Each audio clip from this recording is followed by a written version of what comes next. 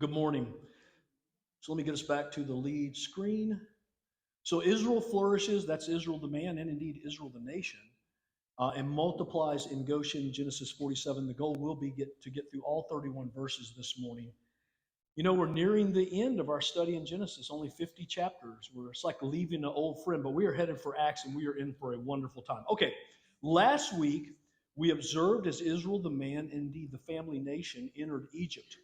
Moses went to great lengths to talk about the 66 and the 70. I won't do all that again, but I will remind you when Joseph saw his dad, when Joseph saw Jacob. If you remember, Moses said he ran upon him, he laid upon his neck, and he wept for a good long while.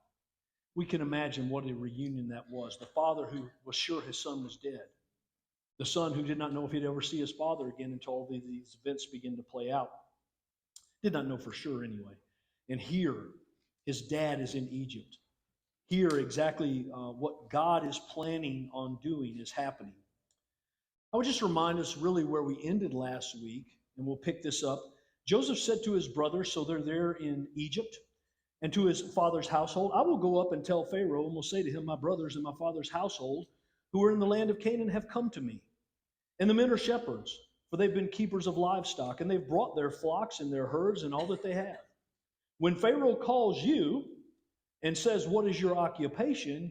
You shall say, your servants have been keepers of livestock from our youth even until now, both we and our fathers, in order that you may dwell in the land of Goshen. And then he gives us the reason. For every shepherd is an abomination to the Egyptians. So Joseph, through all of this, has come to realize that God is going to use him to protect the nation. God is going to use him to grow the nation. And he has this plan. They need to be put in Goshen. They need to be isolated from Egyptian corrupting forces in Goshen. They need to make sure they tell Pharaoh that they're shepherds so Pharaoh will isolate them. And so he says, I'm going to tell Pharaoh that you're shepherds. And when he asks you, you tell him that you're shepherds. But Dean, you were going to say something. Didn't raise his hand. He gave me that. I could see it. I was just trying to remember. Didn't Pharaoh say originally a little ways back that he was going to put him in the land of Goshen? That was mentioned earlier. So he had told them that he was going to bring them into the land. He was going to give them the fat of the land. He was going to give them plenty. But he hasn't established Goshen as the whole place. Joseph wants it to be Goshen. And so he's leading Pharaoh down that path. Pharaoh will be led to that path because it's a great choice for Egypt. But let's be honest. It's God who's leading all this to happen. It's God who intends to place the nation of Israel in Goshen where they will be protected. So really, God's the one who's leading all this. Okay, so we are stuck here in time where we've been for weeks. We've been on this second from the bottom. Good news that we start advancing this timeline today. So although we start here with Jacob being 39, you will see we go through the rest of the famine. So through those remaining 5 years, and we come near to the end of Jacob's life. We don't know how close. We don't know if he's where we end our text today, let's say within a year or two of dying. He's old enough that he recognizes he's getting old and about to die, and he calls for Joseph. Now, what you're going to see is next week, we're going to see him bless Ephraim and Manasseh. Then the following week, we're going to see him bless his other 11 sons. So he is by no means dead yet. But we're going to advance from this point into the last year or two before he does pass away today. Just so you have it in your notes, I have a 15-point outline of chapter 47. If you like those things, you can follow along. And that brings us really to the lesson, Israel, the nation, the man, flourishes and multiplies in Goshen. We'll see that happen soon enough. Any questions before we get running this morning? Okay. Silence is compliance. Let's get going. Verse 1. So Joseph went in and told Pharaoh, my father and my brothers with their flocks and herds and all that they possess have come from the land of Canaan. They are now in Goshen. So again, they've arrived. Joseph leaves his mansion, his palace, and he goes to the Pharaoh's mansion. He goes to Pharaoh's palace.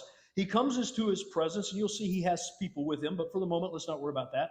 My father and my brothers with their flocks and their herds and all that they possess have come from the land of Canaan. Well, the Pharaoh knew that. He's the one who gave wagons to do it. He's the one who commanded it to be done. But Joseph's just now telling him that they're here. And notice what else he says.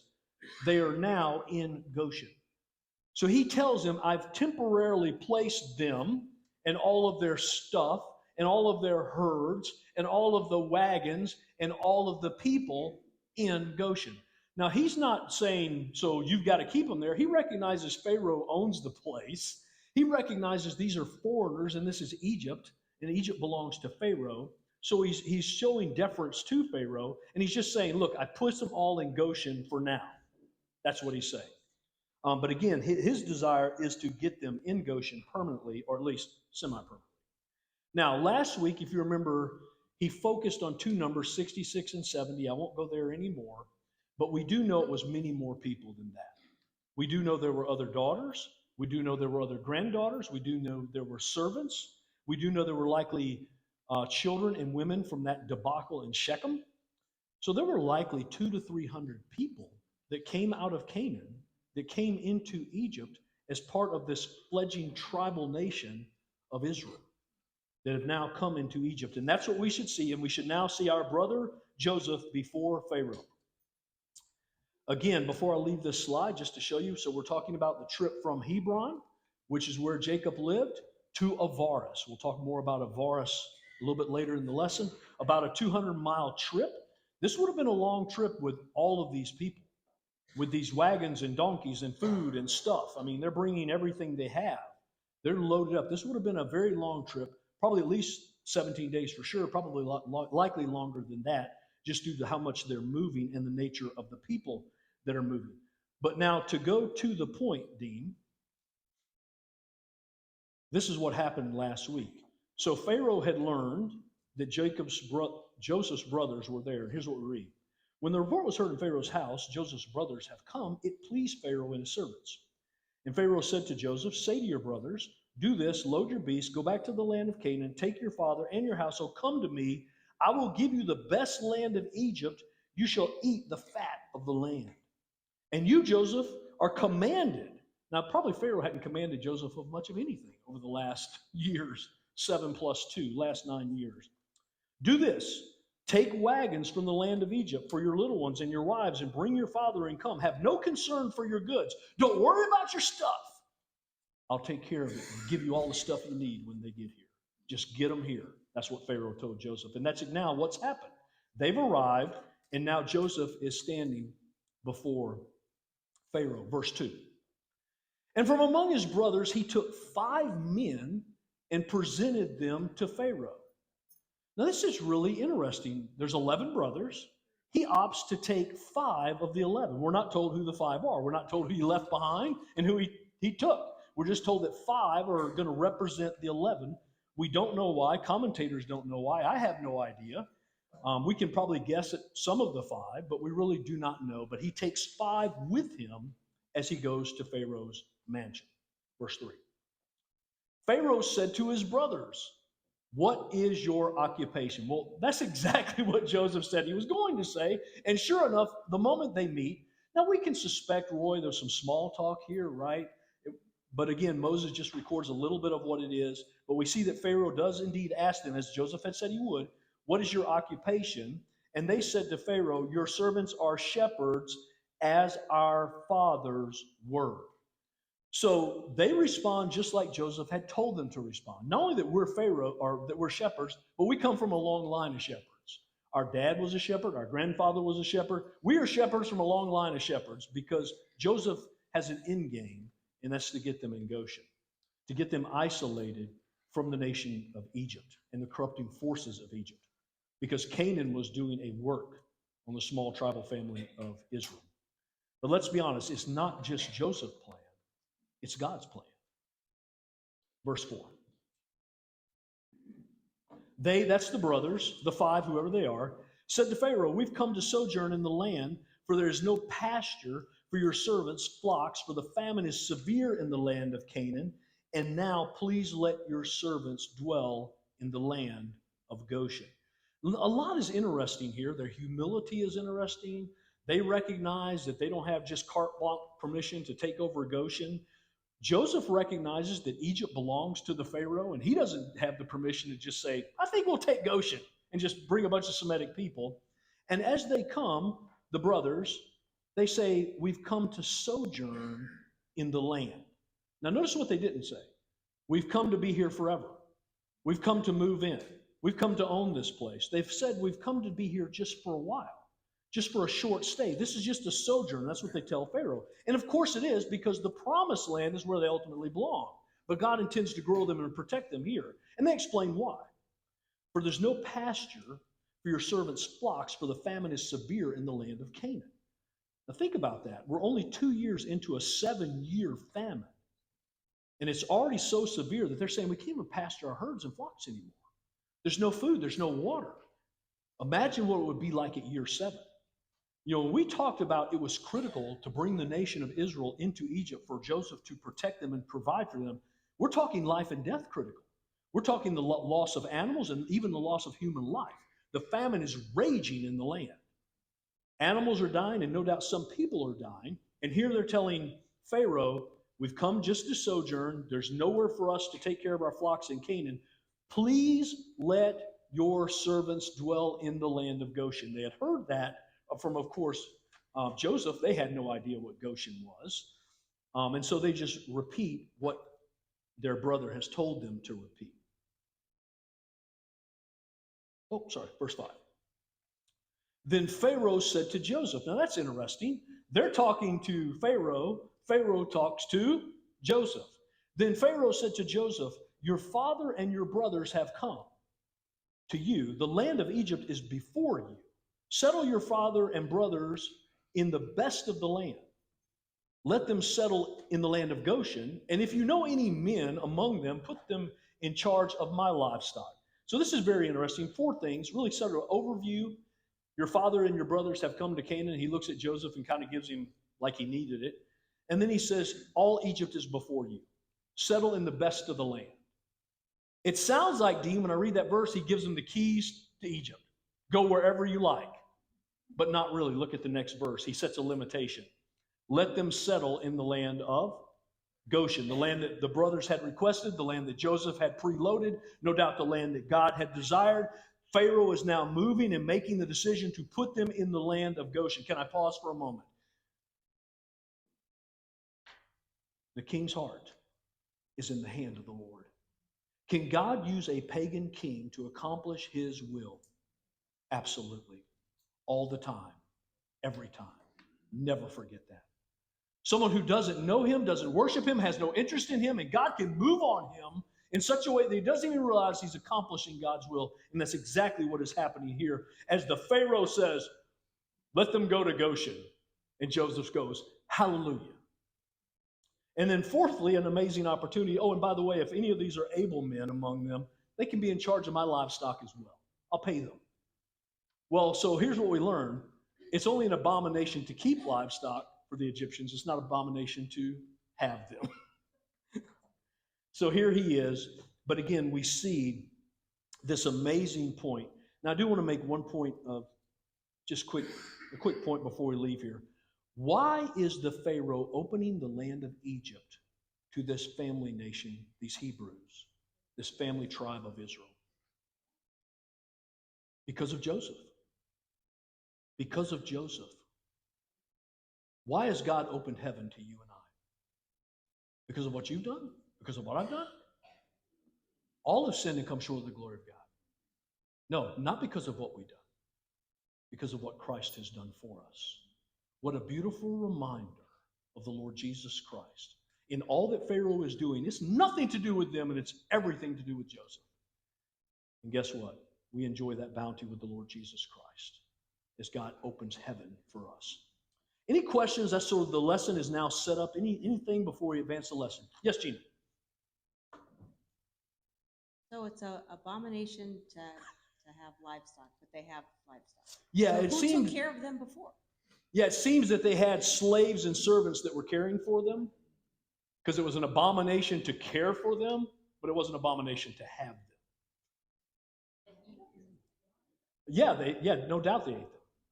You know, the ones that were edible, of course. They probably didn't eat camels or donkeys or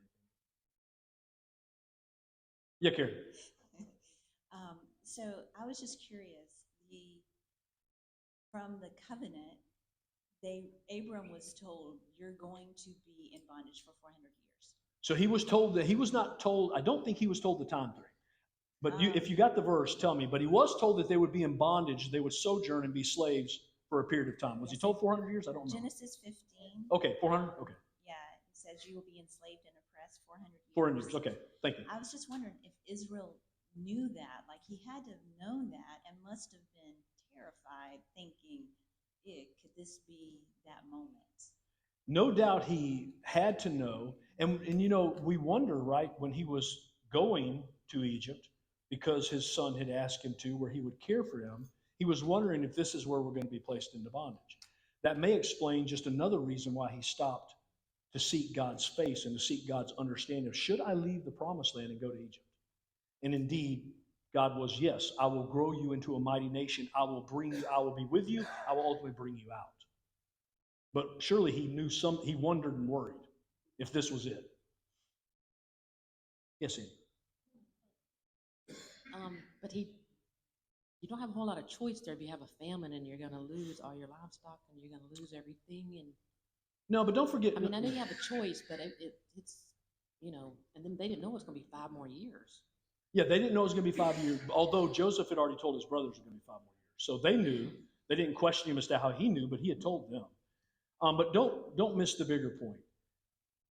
Can God care for the nation of Israel in the promised land during the famine? Does God necessarily have to have Pharaoh to take care of his people? No, of course not. So that's what Jacob's trying to understand. God, should I stay here and you're going to miraculously somehow, I mean, let's be honest, he's miraculously provided for the nation before. His hand is not short just because of a famine. So he was just trying to understand, God, is this your will? And God made it clear it was indeed his will. Anything else? Verse 7. Then Joseph brought in Jacob his father and stood him before Pharaoh, and Jacob blessed Pharaoh. Okay, a couple things here. Theologians are divided if this was at the same time or if this happened shortly after. Because when you read it, it's then. Then he did this. Well, was he there the whole time and then he brought him forward? Or was it like a day later or a week later? We don't know. We can't be sure. But here's the point. If not that day, at some point, probably shortly after that, Joseph brings Jacob, his dad, before the Pharaoh, before the most powerful man in Egypt, likely before the most powerful man in the world. Here's a 130-year-old man, probably very rough. Skin looks like leather from being cooked in the sun. This is a very old, rough-looking guy. And he stands before Pharaoh, and we read Jacob blesses Pharaoh. Now, I don't know if you would have thought that was how the game was going to play, but I would just remind you of this very one point, according to the writer of Hebrews. It is beyond dispute that the inferior is always blessed by the superior. As we see these two people, Pharaoh may be the king of Egypt, but Jacob is God's man. And God's man pronounces a blessing upon Pharaoh, who God is going to use to protect the nation of Israel. That's what we should see. And the superior is always the one who blesses the inferior. And here, this pagan king, who is part of God's rescue plan for the nation of Israel, is being blessed by Jacob. And then again, I've already quoted Proverbs 21:1, just a reminder. The king's heart is indeed in the hand of the Lord. As rivers of water, he turns it whithersoever he will. There is no king who is outside the Lord's influence, and we should never forget that. As we face elections and decisions about who we're going to vote for, never forget, we vote for the best candidate, we vote for the one that supports our morals and values, and never forget that at the end of the day, God can turn that person's heart. But we have to vote for the best one, or as I heard one pastor recently say, the lesser of all the evils. Because let's be honest, and I'll get off this point, Jesus Christ is not on the ballot. And whoever we put on the ballot, I can promise you they're all fallen sinners. Don't vote for personalities, vote for policies. Don't vote for personalities, vote for people who support your values and your morals as defined by the scriptures. I'll leave that point. Verse 8. Oh. And Pharaoh said to Jacob, and you can picture this old weathered man, how many are the days of the years of your life? You can picture him going, he's just looking at him going, like, dude, how old are you? You look ancient. Did they will you in here or what? Verse 9.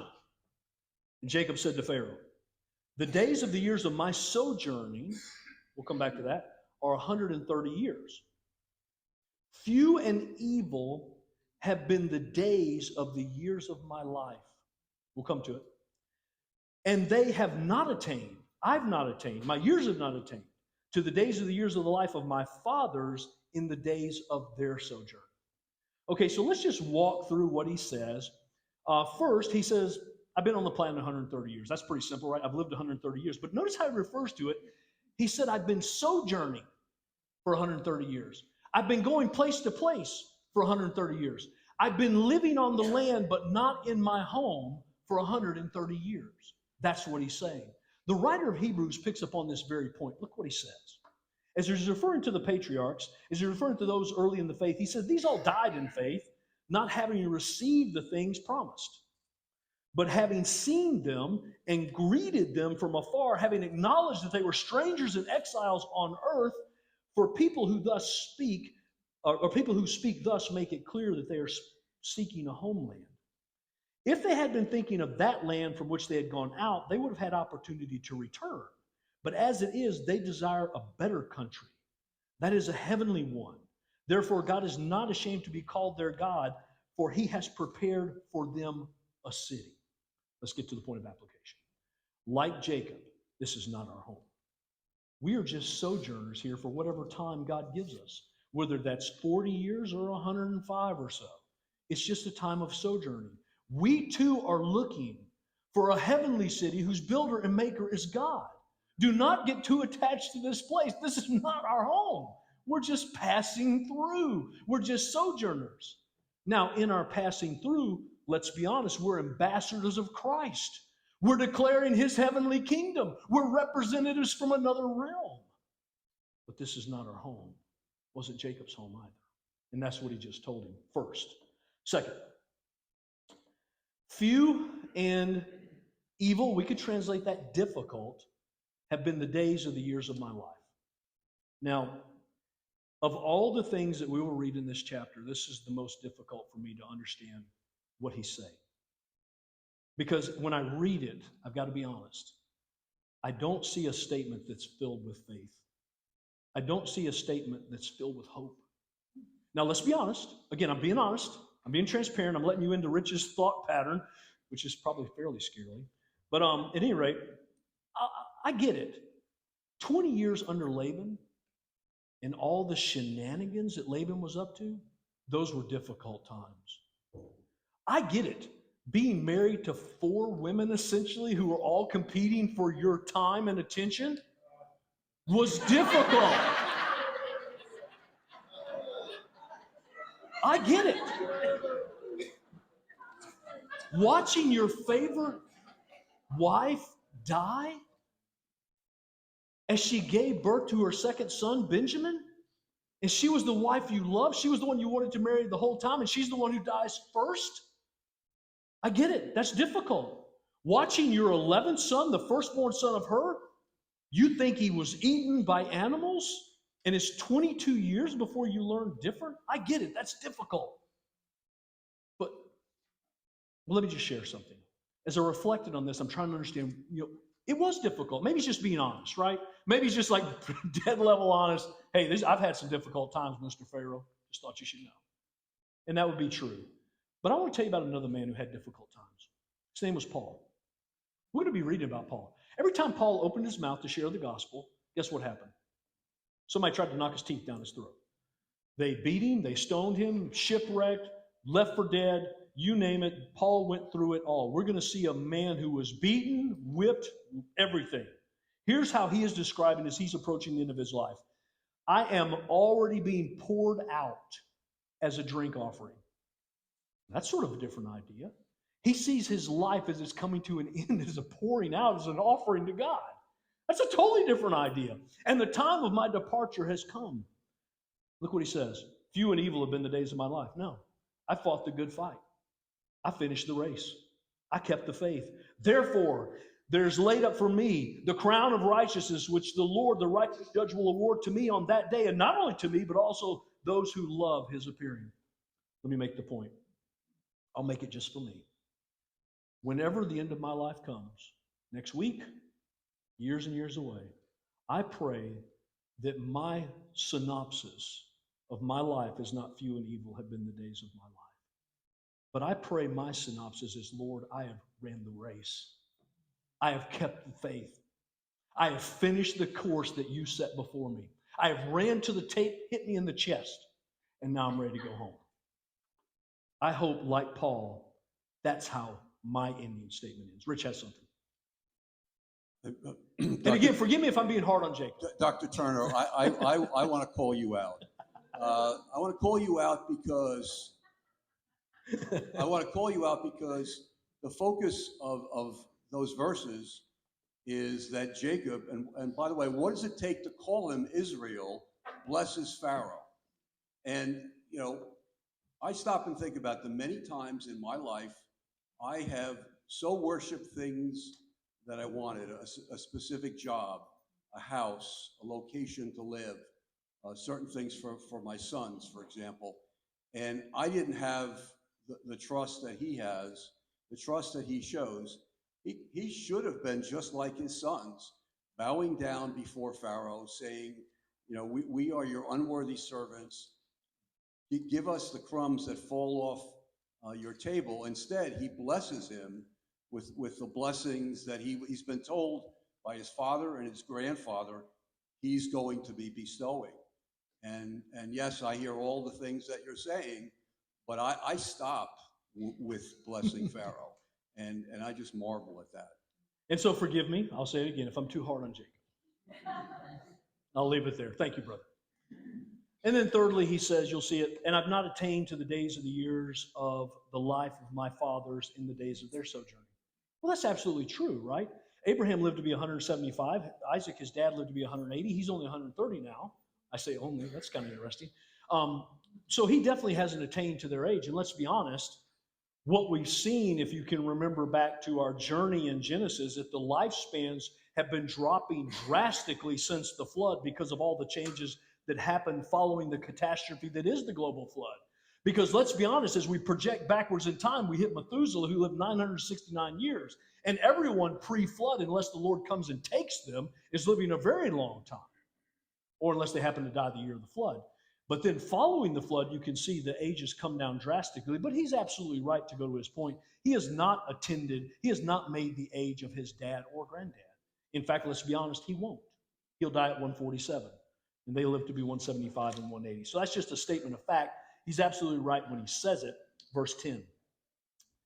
And Jacob blessed Pharaoh. It looks like he blessed him again, Rich. So it looks like he blessed him at the meeting, and then he pronounced a blessing. I would just remind us to go to Rich's point, to go to my point I made earlier. The lesser is always blessed by the greater. This man of God, in God's economy, is much greater than the ruler of Egypt. And he is the one who is the pronouncing the blessing upon Pharaoh. And he went out from the presence of Pharaoh.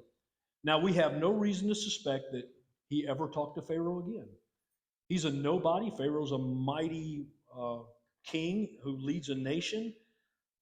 If he did, it's not recorded in the scriptures. He leaves the presence of Pharaoh, verse 11. Then Joseph settled his father and his brothers and gave them a possession in the land of Egypt, in the best of the land, in the land of Ramses, as Pharaoh had commanded.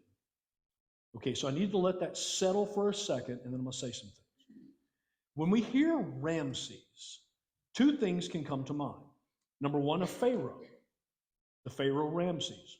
Number two, a city, the city that was named after that pharaoh. The city was named Ramses. When we read this account, it seems to be saying that Joseph settled his family in the city of Ramses. Ramses is hundreds of years in the future. That does not work at all for 1,000 different reasons. What theologians believe this is, or many theologians, I shouldn't say all, is an anachronism. This is where a later editor puts in a city that's known at that time he's editing. He's like, oh yeah, that's not Avaris, that's Ramses. Avaris was the older city. That's where we believe he settled them. Ramses was a city that would be built later on top of Avaris. Same place, different names. We've seen this in history books all the times. Well, they'll refer to a city by a modern name, but they're talking about it 200 years ago when its name was something totally different. That's quite common. Now, what I'm going to do is, time permitting, I'm going to unravel this for you today. We're going to talk about when Ramses reigned. We're going to talk about the clear biblical evidence of when the Exodus occurred, and we're going to look at the archaeology that supports that. Okay? If we don't have time, which we seem we never have time to make these things, then I'm going to do that this week and put it up on our website, because I want you to hear my full answer of why I believe this is Avaris and why it cannot be the city of Ramses. It cannot be it biblically. We're going to see that in 1 Kings 6. It cannot be it historically. It cannot be it through archaeology. There's clear evidence, archaeological evidence, that Ramses lived after the Exodus. And so I will deal with all that. If not today, you have my word before we meet again next Sunday. It will be up, and I'll send the link out. Because I want you to hear everything I say. You don't have to agree, but at least you get to hear my thoughts on it. So for the moment, I want you to accept that this is an anachronism, and he's moving them into Avaris, because that city, Ramses, will not exist for hundreds of years. And I'll pause and let that settle in before we keep moving. But I'm going to explain all that, I promise, if not this morning, in a video this week, because I want you to hear the full explanation. Verse 12. And Joseph provided his father, his brothers, and all his father's household with food according to the number of their dependents. Okay, Joseph is providing, if we go with the 66 number plus Jacob's 67, but we know the number's a lot bigger than that. Joseph is providing for this entire tribal nation for 5 years. Joseph is taking care of all of their food needs. Joseph is taking care of everything they need. They cannot grow anything. They cannot get food for their animals. Everything they need to keep themselves and their animals alive, they must receive from Joseph. What a big, beautiful picture of the Lord Jesus Christ. Just as Joseph cared for the family of Israel, the nation of Israel, Jesus Christ cares for you and I, his people. And everything we receive filtered through the hands of a loving God. You say, yeah, Rich, but I went to work. Who got you the job? Who gave you the health to hold the job? You see, everything we have, like this picture here, everything they had came from Joseph. Everything you and I have comes through the filtered hands of our loving God. Never forget that. Verse 13. Great reminder, though, in verse 12. Any questions about what's going on here before we advance the story? Okay, verse 13. Now there was no food in all the land, for the famine was very severe, so that the land of Egypt and the land of Canaan languished by reason of the famine. Don't miss the point here. The famine is sweeping Egypt. Here, let's use my pointer. I got this high-value pointer. The famine is sweeping Egypt. The famine is sweeping across what we know as the Sinai Peninsula. The famine is sweeping into what we know, at least to Hebron, but is further in the land of Israel. This is not a little teeny famine. This is a famine that's sweeping in many. Animals are dying, people are dying, and the world, this area of the world is flooding to Egypt for food. The famine is ravishing the land. Again, we talked about it last week. It was critical for the nation of Israel to get to Egypt. It was there God did intend to keep them alive.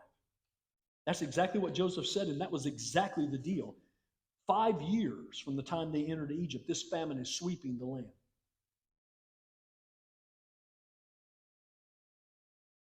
Okay.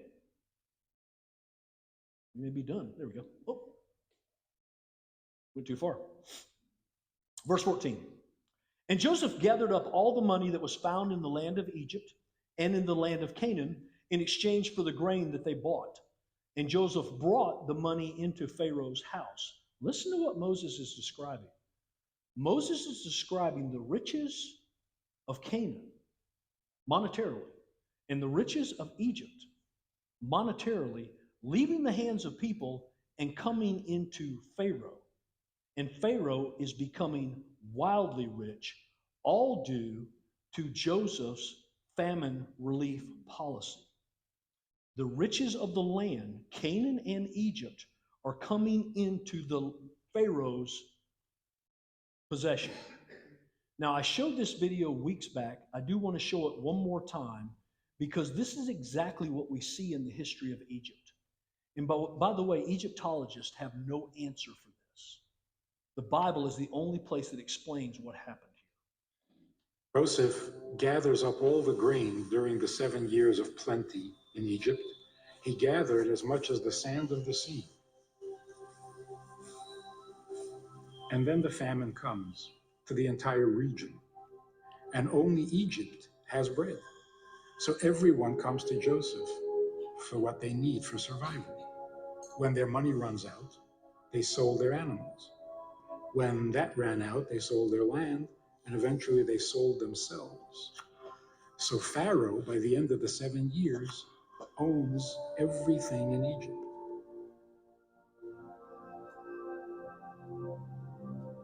Mahoney wanted to know if there ever was a time in this era when a dramatic shift of wealth and power occurred between the people of Egypt and the Pharaoh. He went to Pennsylvania to see an archaeologist who spent many years studying the Exodus and the conquest. His name is Dr. Bryant Wood. When we look at Egyptian history, we find something very significant happen at this exact time. Egypt was divided up into areas called nomes, kind of like districts all over the country. And the leaders of these nomes had tremendous wealth and tremendous power. We get to a point in Egyptian history when suddenly that all changes and all the wealth is concentrated with the Pharaoh. What on earth happened here? If you read the Egyptian history books, there is no explanation for it. They don't know what happened, how it happened. I mean, this was a tremendous social, economic change. Well, what do you think happened? Well, we have the answer in the Bible, and it's Joseph's famine policy, and he brings the wealth into Pharaoh, and it fits exactly with Egyptian history. David believes these events occurred during the reigns of two important Middle Kingdom pharaohs. This key time is during the co-regency between Senusret III and his son Amenemhat III. I believe this is the time of the famine, and that Amenemhat was Joseph's pharaoh. Amenemhat is depicted with worry lines. His ears are turned out so that he can listen to the concerns of the people. He's not depicted in the usual bland way that you see in all the other statues of past and future pharaohs. And I think this is an indication that in his time, Egypt was experiencing serious problems. And guess what? He builds his pyramid right next to Bahr Yosef, the waterway of Joseph.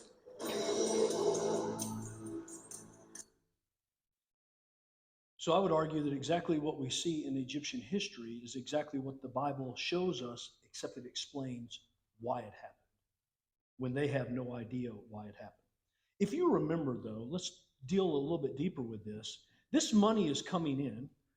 Joseph could have easily been sweeping money off the top. He could have been saving a little, just a little 5%, just 2% off the top for Joseph. That is not what he does. Joseph is a man who executes his duties faithfully. He is a man who is honest. As you reflect on that, I would remind you what he told Pharaoh when he interpreted his dreams. He said, let Pharaoh select a discerning and wise man and set him over the land of Egypt.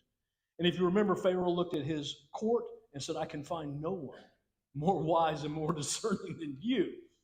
And he set him over his court. Well, how in the world could Joseph, with so much money flowing through his hands, remain humble and remain honest and faithful? I would argue because Joseph recognized everything he was doing not for the Pharaoh, but for God. And that reminds us, of course, now it's time for the application, right? Whatever you do, work heartily as for the Lord and not for men, knowing that from the Lord you'll receive the inheritance as your reward, for you are serving the Lord Christ. You see, I think he recognized, I'm serving Yahweh and his will and his plan. And I would argue that helps us stay faithful and humble and honest, just like it did our brother. Verse 15.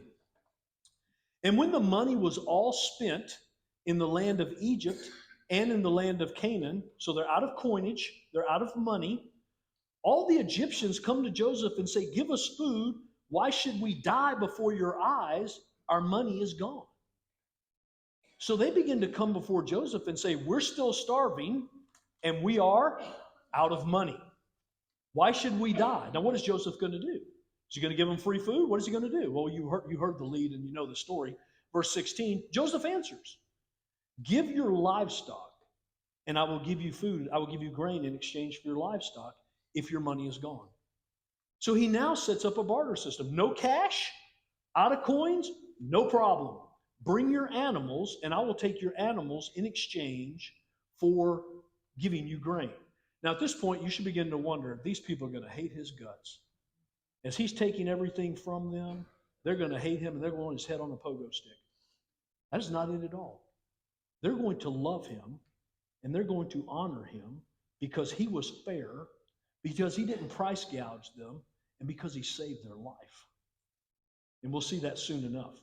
But you see what's happening. Joseph comes up with another plan and says, hey, bring your animals, no problem. I'll take animals in exchange. Now, this is a pretty good deal. The animals were eating up grain anyway. This will lower their need for additional grain and remove all that responsibility to the Pharaoh. So just let him handle taking care of all that. I'll just take care of my family. Give me grain. Verse 17.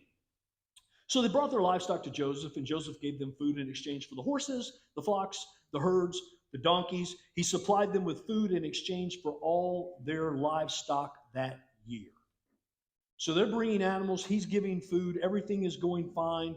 They're being preserved by the sovereign hand of God through Joseph as he provides food and he's collecting for Pharaoh all these livestock. Verse 18. And when that year was ended, now we don't know what year that is, so let me just lead with that. We're not sure, is that the 5th year, the 6th year, or the final year? I would argue, watch this unfold, I believe it's the 7th year. I believe this is the final year. May not be, but just watch this text develop. So when that year had ended, we're likely in the 5th or the 6th, maybe the 7th, they came the following year. So if it is the 7th year, the famine is officially over, and they said to him, we will not hide from my Lord that our money is all spent. The herds of the livestock are my Lord's. There's nothing left in the sight of my Lord but our bodies and our land.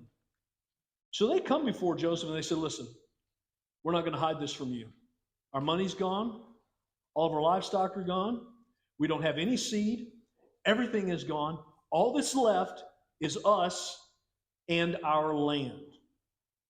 Now, before Joseph can come up with any plan, before he can announce what he will do, they give a recommendation. They give a recommended plan to follow. First, you'll see their confession, and then you'll see really their proposal. So you saw their confession. Everything's gone. We have nothing left. We're not going to hide it from you. And now their proposal, verse 19. Why should we die before your eyes, both we and our land?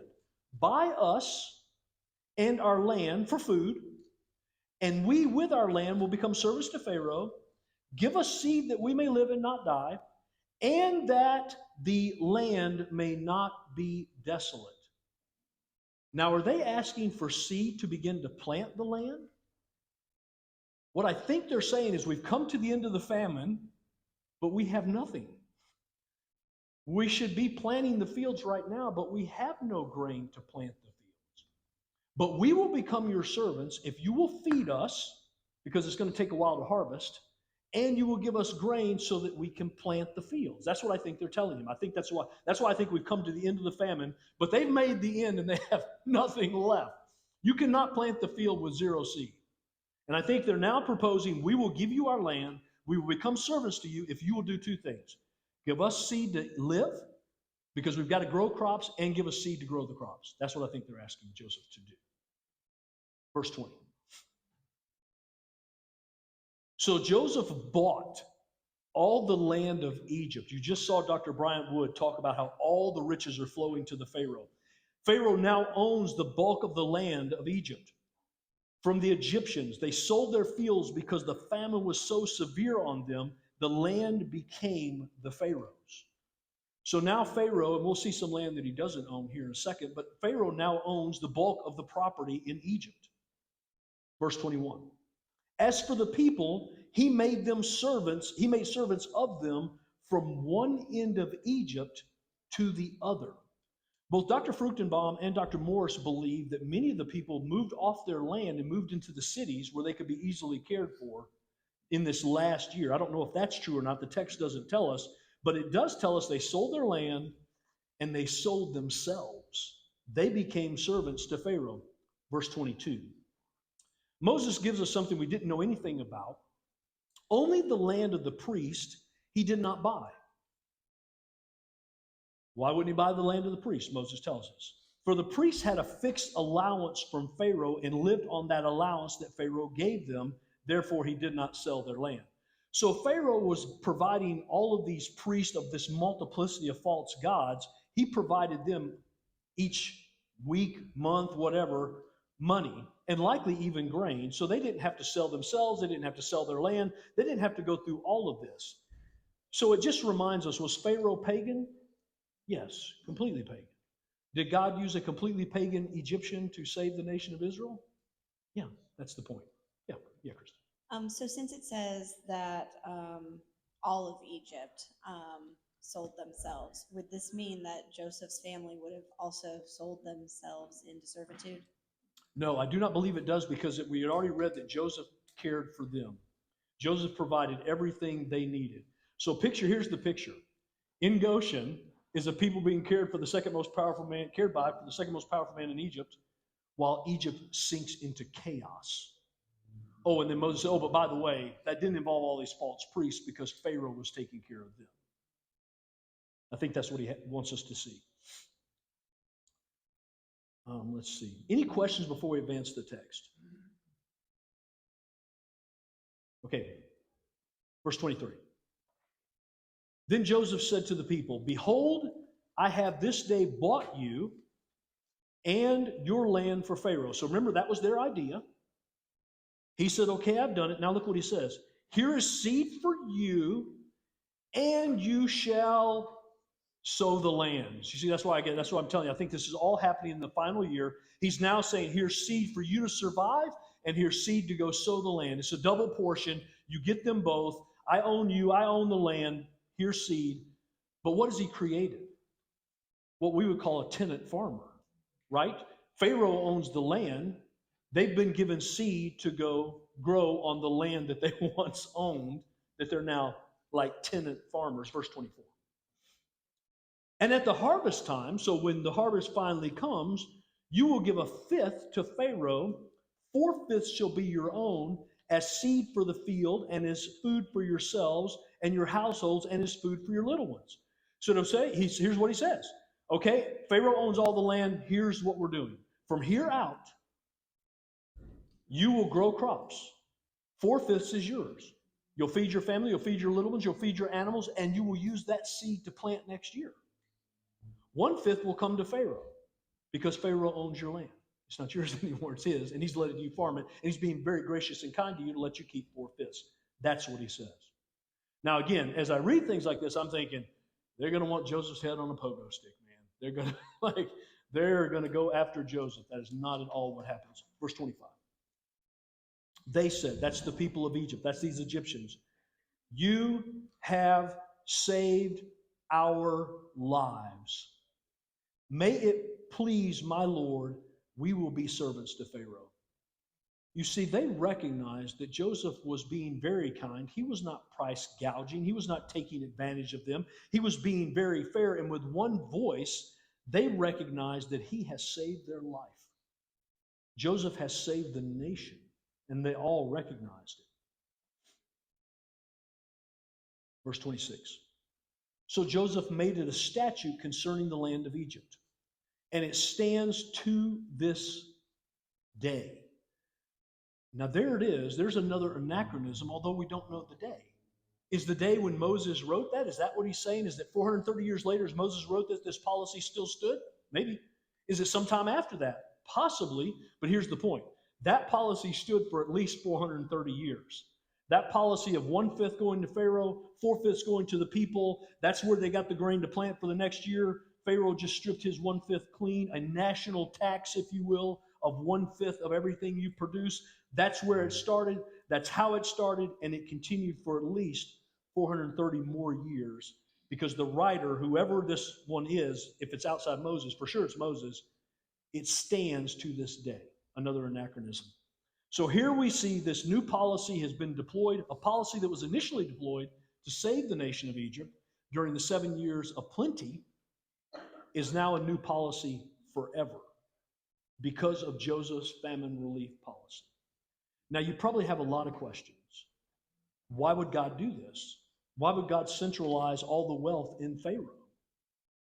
I don't have any answers other than to tell you this. We do know for an absolute fact what happens when the nation of Israel leaves Egypt. Anybody remember? They plunder their wealth.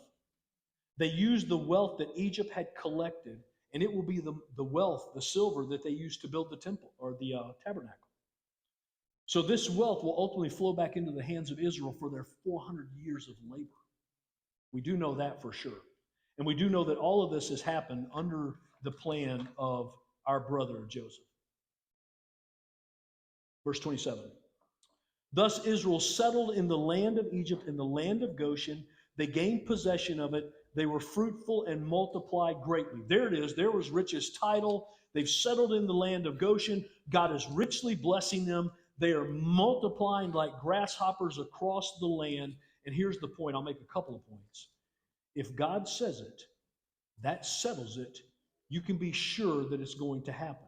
I would remind us, we talked about it last week, but it's worthy of saying again. We said it best, they're 200 or 300 strong if we factor in everybody that came out of Canaan into Egypt. When they leave, men who are over the age of 20, not counting women, not counting the tribe of Levi, are 603,550. Theologians would tell us they were likely, 430 years later, 2 to 3 million people. Did God keep his promise to grow them into a mighty nation in Egypt? Absolutely he did. 2 to 3 million strong when they exited. God did exactly what he proposed, what he said he was going to do. And here they leave men over the age of 20, better than 600,000. You look at the tribe allotments, it was 50,000 in this tribe and 38,000 in that tribe. Massive numbers. Verse 27. And Jacob lived in the land of Egypt 17 years, so that the days of Jacob, the years of his life, were 147 years. Now, when you read that, you expect the next words to be, and thus completes the chapter. That is not the case at all. Moses is well ahead of his skis. Jacob, although he's talking about Jacob's end of life, he's got a lot more to say. He's nearing the end of his life, and he tells us he lives another 17 years all told. He makes it through the 5 years of famine plus 12 more years. He watches God's word begin to be fulfilled in the little nation, the family nation of Israel, as they multiply and grow, but he is nowhere close to being dead or at the end of his life, and we'll be with him for a couple more weeks. But that does bring us to just the last few verses of the story. Verse 29. And when the time drew near that Israel must die, again, it seems like he's going to die in a moment. He's really not going to die in a moment. He's getting close to death, though. So if you're trying to put this in your mind, he's old. He's starting to sense his eyesight's going. Maybe he can't get up and down very well. He's knowing, I'm on the way out. When Israel draws near the time of his death, he calls for his son Joseph, and he says to him, if I've now found favor in your sight, put your hand under my thigh and promise to deal truly with me. Do not bury me in Egypt. He brings in Joseph as he's nearing the end of his death, as he's facing the fact that he's going to go home. He calls for Joseph. He brings them in, and he says, make me a promise, make me a pledge. In fact, so much so, I want you to follow the custom that they followed that time and place your hand under my thigh and make the promise that you won't bury me in Egypt. He's going to have more to say. Now, when you read like that, you're probably thinking, that seems a little strange. Put your hand under my thigh. Does anybody remember where we saw that last? Abraham. So Israel had took his journey with all that he had and came to, Now Abraham was old, well advanced in years, and Yahweh had blessed Abraham in all things. And Abraham said to his servant, Eleazar, you remember him, the oldest of his household, who had charge of all that he had, put your hand under my thigh and make this promise. Swear to me that you will not take a daughter for my son of these Canaanite women, but you will go back to Mesopotamia and find a daughter. And here we see that exact same custom being followed by Jacob, is Jacob says to his son Joseph, put your hand under my thigh and promise me you will not bury me here in Egypt. Look at what he says next. The promise is more than that. But let me lie with my fathers, carry me out of Egypt, bury me in the burying place. And he, that's Joseph, answered, I will do as you have said. Now, what in the world is he talking about, the burying place? Anybody remember? So, if you remember, Sarah had passed away. Abraham had to bury her, but he had nowhere to bury her. He had no land that he owned. He went to Ephron. If you are willing that I should bury my dead, his wife Sarah, out of my sight, hear me and entreat for me Ephron, the son of Zohar, that he may give me the cave of Machpelah, which he owns at the end of his field.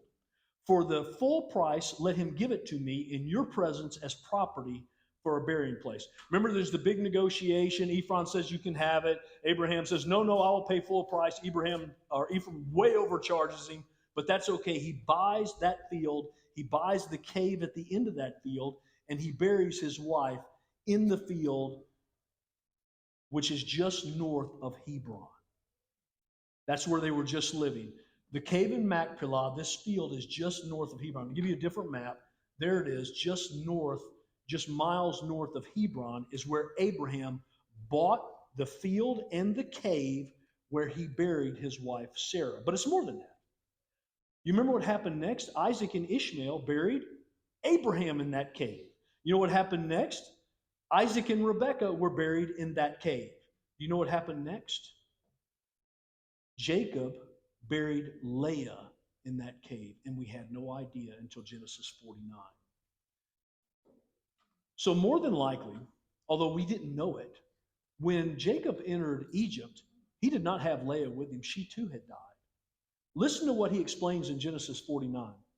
So he commands them, by the way, you can see he lives a couple of more chapters. He's not quite out the door yet. Then he commands them and says, I'm about to be gathered to my people. Isn't that a beautiful picture of the afterlife? I'm about to be gathered to my people, then bury me. I'm about to be gathered to my people. We'll talk more about that when we get there. Bury me with my fathers in the cave that is in the field of Ephron the Hittite, the cave that is in the field at Machpelah, to the east of Mamre, in the land of Canaan, which Abraham bought with the field from Ephron the Hittite to possess as a burying place for Sarah. There they buried Abraham and Sarah his wife. There they buried Isaac and Rebekah his wife. There I buried Leah. We had no idea, but guess what? She's buried in that cave as well. Just by way of reminder, what about Rachel, the woman he loved? Is she buried in that cave? No, indeed, she's not. If you remember, they were journeying from Bethel and she was pregnant. And when they were still some distance from Ephrath, Rachel went into labor, and Ephrath is Bethlehem, by the way.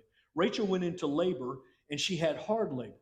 And when her labor was at as hard as the midwife said to her, do not fear, for you will have another son. And as her soul was departing, she was dying, she called his name Ben-Ani, but his father called him Benjamin. So Rachel died, and she was buried on the way to Ephrath, that is Bethlehem.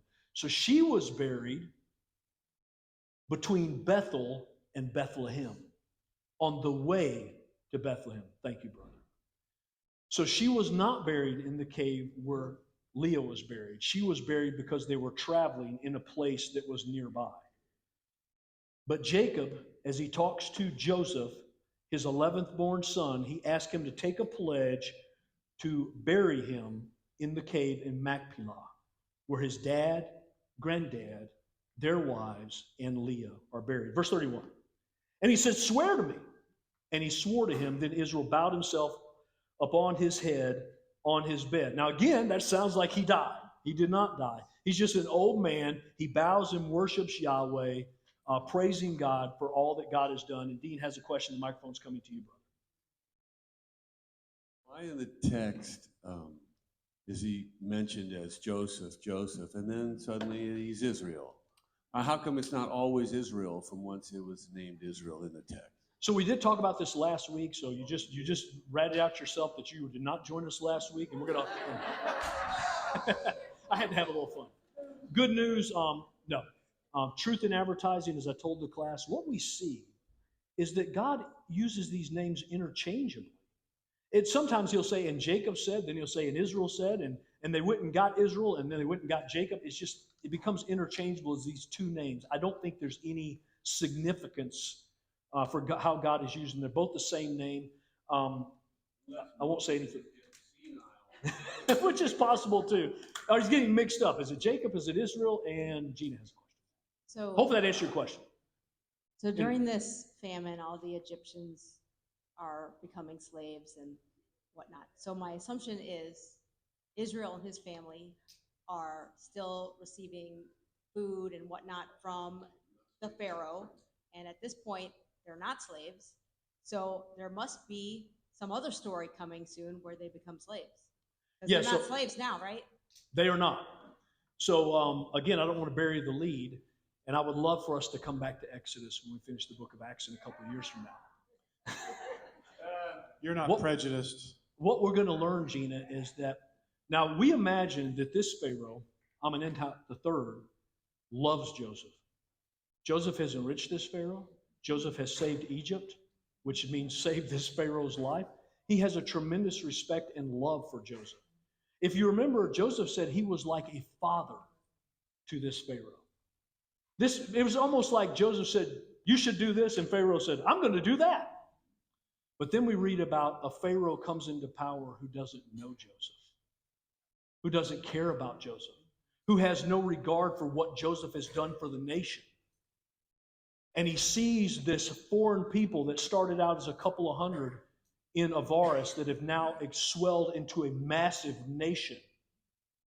And he worries that if I just leave them going, what'll happen is one of our enemies will attack us and they will join our enemies.